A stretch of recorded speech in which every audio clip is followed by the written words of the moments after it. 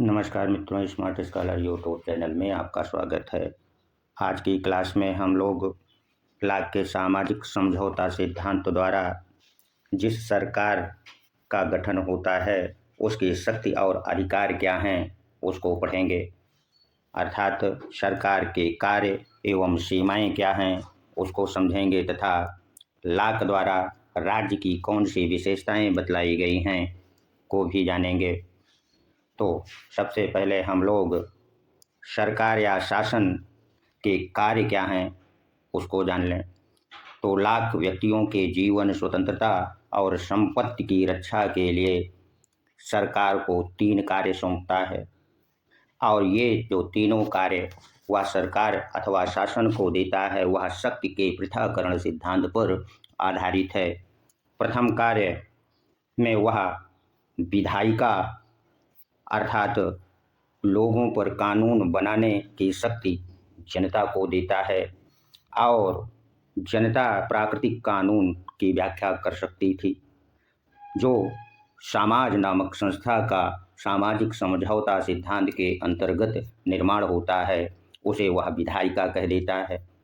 दूसरा कार्य वो न्यायपालिका को देता है, अर्थात जो स्थापित कानूनों के अनुसार व्यक्तियों के जो आपसी विवादों का निर्णय करने के लिए वह द्वितीय कार्य राज्य अथवा सरकार को न्यायपालिका को सौंपता है।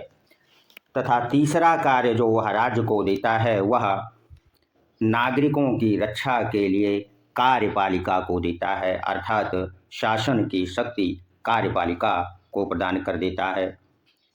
अब जो ये 3 कार्य सौंपता है उसके आधार पर हम ये कह सकते हैं कि लाक सरकार की शक्तियों के विभाजन में विश्वास करता है, अर्थात वर्तमान समय के सरकार के अंगों कार्यपालिका, विधायिका और न्यायपालिका के समान था।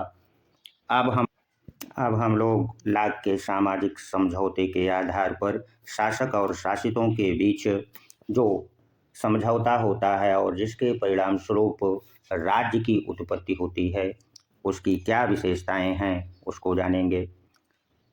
लाक राज्य को समुदाय कहता है तथा राज्य एवं सरकार में अर्थात शासन में अंतर करता है, जबकि हाब्स राज्य शासन में भेद नहीं करता है।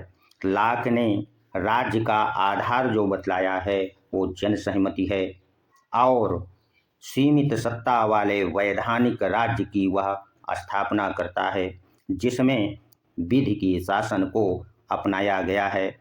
लाक का एक प्रसिद्ध कथन है, इस संदर्भ में उसको आप लोग ध्यान से सुन लीजिए और हो सकता है तो उसे आप नोट भी कर लीजिए। लाक के अनुसार जहाँ कोई विधि या कानून नहीं होता वहाँ स्वतंत्रता नहीं होती तथा जहाँ कानून का अंत होता है वहाँ अत्याचार आरंभ हो जाता है।